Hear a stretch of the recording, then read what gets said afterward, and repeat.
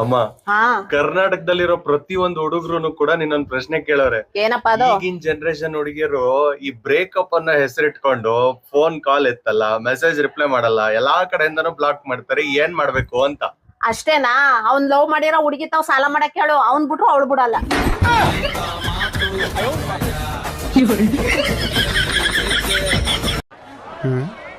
ನಿನ್ನೆ ತರಕಾರಿಗಂತ 1,000 ಕೊಟ್ಟಿದ್ದೆ ಅಲ್ವಾ, ಏನಾಯ್ತು?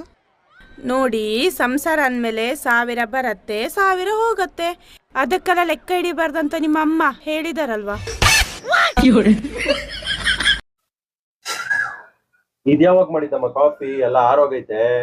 ಎಲ್ಲಿಗ ಆರೋಗೈತೆ? ಅಲ್ಲೇ ಇಲ್ವಾ? ಮುಚ್ಕೊಂಡ್ ಕುಡಿಯಲ್ಲೇ.